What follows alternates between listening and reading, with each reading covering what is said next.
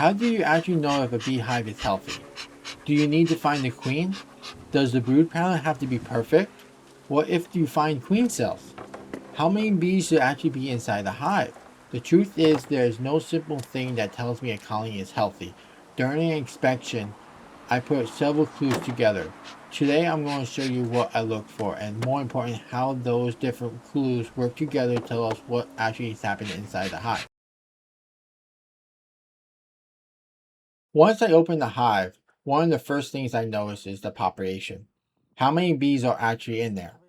A strong colony may have bees cover many of its frames, but don't make the mistake of thinking more bees automatically means more healthier hive.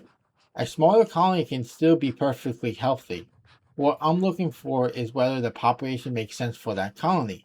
Do they have enough bees to cover and care for the brood? Are they occupying the equipment they are being given? Does the population appear to be growing, stable, or declining?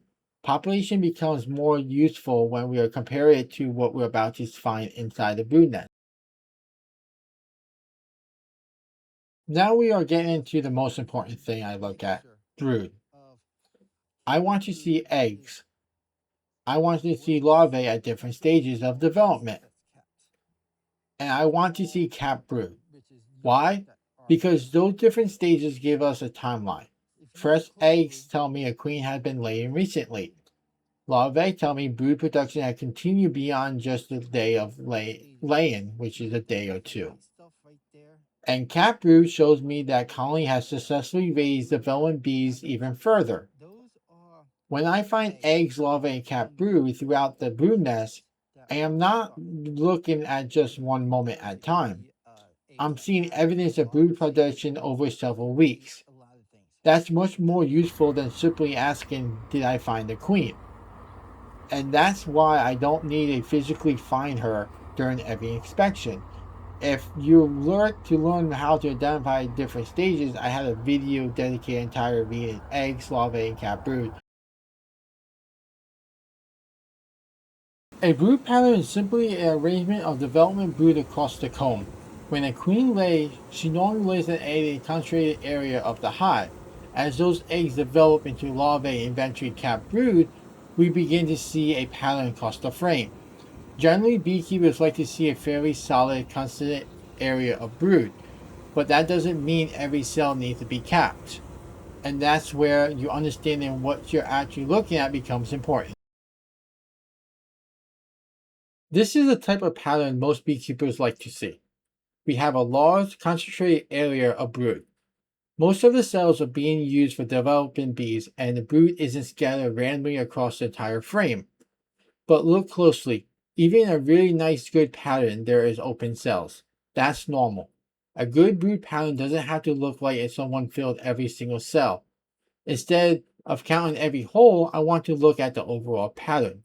Is the brood concentrated? Is it reasonably contained?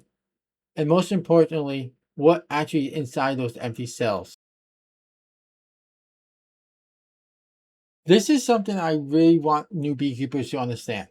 When you are standing back looking at the entire frame, all of these cells may look like they're holes in the pattern, but when you get closer, they tell a completely different story.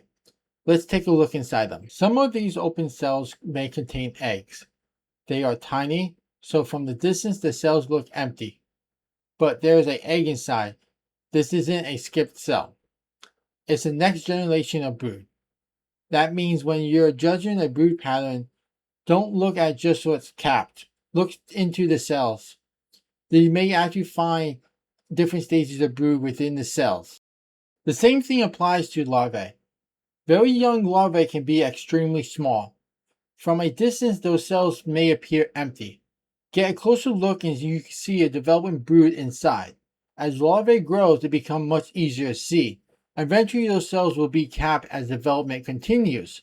So in the area that you see spots, you're only looking for the cap that might not be actually contain younger brood. Some cells within or around the brood area may contain pollen. Pollen can become in different colors depending on where the bee is collected from. You'll often find it stored close to the brood because it's an important resource for the raising and developing bees. So if you see an open cell between capped brood, look inside. If it's filled with pollen, the cell isn't empty at all. The bees are using it. Other cells may contain nectar. This can sometimes be hard to see. One of the easiest ways to spot it is to change the angle of the frame slightly and let this light reflect off the liquid inside the cell. Again, from the far away, these can look like empty cells. But when you take a closer look, they're actually being used for food storage. Yes, sometimes a cell is really empty. One perfect normal reason is that adult bee has already emerged. Remember, not every bee on a frame necessarily develop at exact the same time. As an adult bee emerges, they leave an open cell behind them. Workers can clean those cells and prep them for use again. The queen can eventually lay another egg in that cell. The queen can also just skip it as she please. So even generally empty cells don't automatically mean there's a problem. When I start seeing large number of generally empty cells spread throughout the brood, especially if their pattern continues across multiple brood frames, I'm going to pay closer attention. A spotty looking pattern is a reason to investigate, but it isn't a diagnosis by itself. Before deciding that the pattern is poor, look inside those open cells. Are they actually empty? Are there eggs? Is there young brood? Is there pollen? Is there nectar? Has some of the older brood just simply started emerging? Those answers can completely change how you read that frame now. So the next time you pull a brood frame and see holes in the pattern, don't immediately think this is a bad brood pattern. Get closer. Look inside those cells. Because a frame that looks spotty from distance may actually be telling a complete different story when you actually see what's inside. That's one of the biggest part about learning and reading a brood frame. Don't judge at the holes. Understand what's in them.